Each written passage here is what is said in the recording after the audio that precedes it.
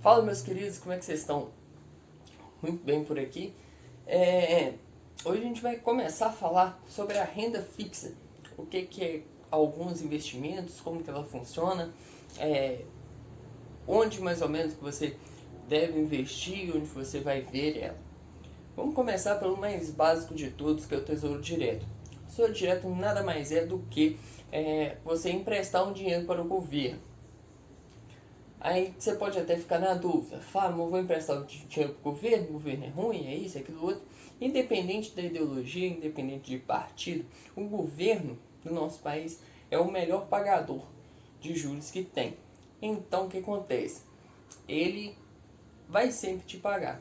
Ele é mais seguro do que até alguns anos atrás, que o governo pegou o dinheiro da poupança de muita gente.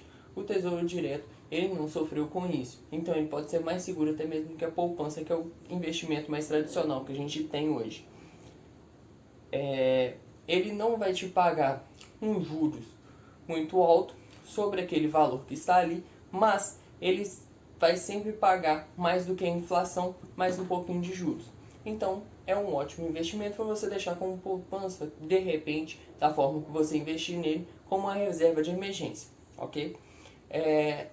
O próximo tópico, talvez você vá lá na corretora, vai estar mesmo no próprio banco, eles te apresentam geralmente um investimento que vai te pagar 100% do CDI, ou 90% do CDI, ou 110% do CDI, depende da proposta que eles vão te fazer, da proposta que tem na corretora para você fazer a sua aplicação. Mas você se pergunta, o que é esse CDI? O CDI nada mais é o seguinte: é um dinheiro que uma instituição financeira pega com outra. Um exemplo básico é o seguinte: o Joãozinho, ele tem R$1 milhão na poupança no banco A, qualquer bancão ou banquinho que tem por aí. Só que esse banco, ele não deixa o dinheiro do Joãozinho, R$1 milhão lá para. Ele pega esse dinheiro e empresta para outras pessoas, empresta para outros bancos, empresta de várias formas. Então o que acontece? Na hora que o Joãozinho chega lá para sacar esse dinheiro, o banco não tem para pagar ele esse dinheiro, certo? O que o banco faz?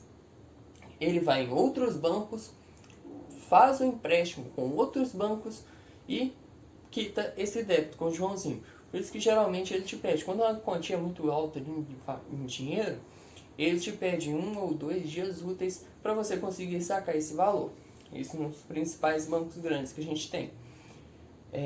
Então essa é a taxa CDI. É uma taxa que um banco vai pegar com o outro. Não é uma taxa que diretamente vai interferir a nós, meros mortais. Mas ela interfere indiretamente porque ela é a taxa básica que a gente vê. Só que essa taxa CDI, ela geralmente é abaixo da taxa Selic. Por quê? A taxa Selic já é a taxa, por quê? Se o banco A não conseguiu resgatar o X valor que ele precisava com os bancos, ele também tem a opção de pegar esse dinheiro emprestado com o próprio governo.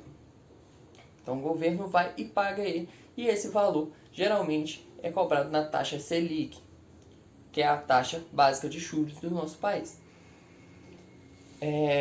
O CDB vai ser um certificado de depósito bancário. É um título oferecido pelo banco ou pela instituição financeira que pode ser pré ou pós-fixado. Já eu vou te explicar o que é isso de pré e pós-fixado. Mas o CDB é basicamente o banco tem um título de capitalização, o que quer que seja, mas ele tem um título que ele vai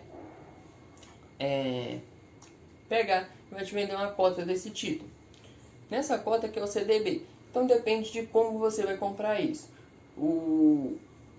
Ele pode ser pré ou pós-fixado. O que é isso? O pré-fixado é o seguinte: se você coloca lá, por exemplo, R$1.000, você sabe que, por exemplo, ele vai ter 10% de rentabilidade. Se ele tem 10% de rentabilidade, vamos colocar que você colocou o dinheiro dia 1º de fevereiro de 2021. E esse CDB tem um prazo de 1 ano, 12 meses. Então, no dia 1º de fevereiro de 2022, você sabe que você vai ter 10% daquele valor. Se você colocou R$1.000, você vai tirar 1.100. é certo, é essa conta, é o beabá básico. Mas o pós-fixado já funciona de outra maneira. Pós-fixado você sabe, por exemplo, ele vai ter um indexador que vai ser uma taxa básica, em cima dessa taxa variável é que você vai saber qual que vai ser. Muitas das vezes o pós-fixado ele gira no seguinte, ele tem a taxa IPCA mais uma certa quantidade de juros.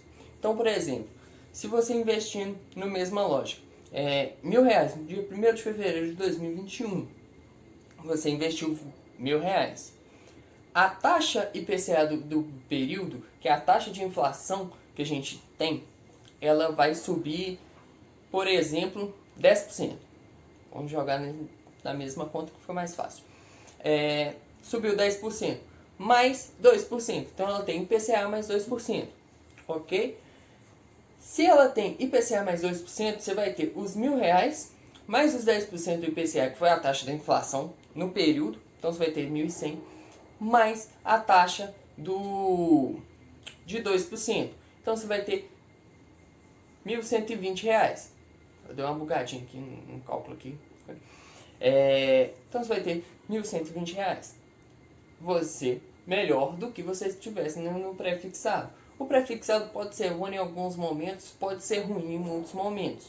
No exemplo que eu dei, se a taxa IPCA no período foi a mesma, o pré-fixado foi ruim. Por quê? Na verdade, você não ganhou dinheiro. Você apenas manteve o seu patrimônio do jeito que estava perante a inflação. Por quê? Vamos colocar que o telefone que eu estou gravando esse vídeo agora. Se agora em 2021 eu consigo comprar ele por R$1.000, em 2022 eu vou conseguir comprar ele por 1.100. Por quê? A taxa de inflação aumentou sobre aquilo. Tá, no caso de telefone, ele vai desvalorizar, etc e tal, mas é assim que funciona. Por isso que você consegue fazer. Antigamente você conseguia fazer uma compra com R$200. Hoje, para você fazer uma compra com R$200 é praticamente impossível. É por conta disso. Agora vamos pular para outra parte. O que é uma LCI e uma LCA? São os dois excelentes investimentos também na renda fixa. A LCI é uma letra de crédito imobiliário. Ela é lastreada em um imóvel. O que é isso, negócio de lastreado em um imóvel? Ela vai ter um imóvel para aquilo ali. Geralmente a LCI basicamente um acordo que o banco faz no seguinte: você coloca o dinheiro para emprestar, por exemplo, para uma construtora para ela fazer um conjunto de apartamentos, fazer um condomínio, alguma coisa do tipo. Ou então a pessoa vai no banco, procura fazer um empréstimo e você investe dessa LCI. Então ela sempre vai ter um imóvel, vai ser alguma coisa imobiliária, alguma coisa física para você ver.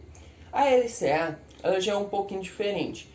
A ideia dela é a mesma, ela vai ser lastreada, só que vai ser no setor agropecuário. Então o que acontece? O produtor rural vai no banco, faz um empréstimo com ele e esse empréstimo vai estar atrelado à LCA.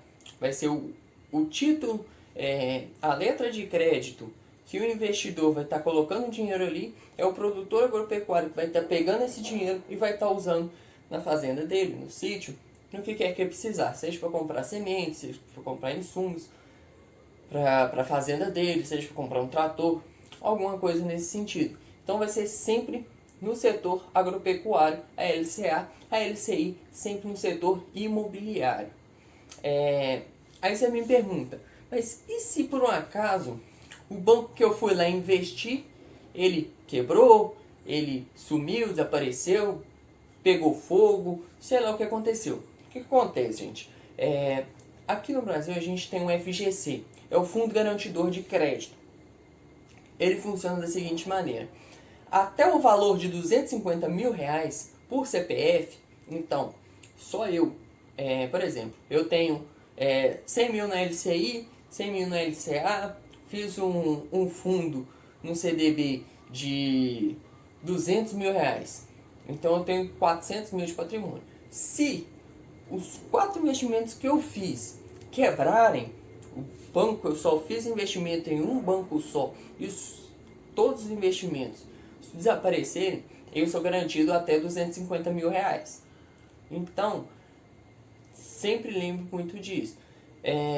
Mas se você também tiver 250 mil reais para você investir, eu não te aconselho colocar tudo somente na renda fixa e não te aconselho colocar todos os ovos na mesma cesta.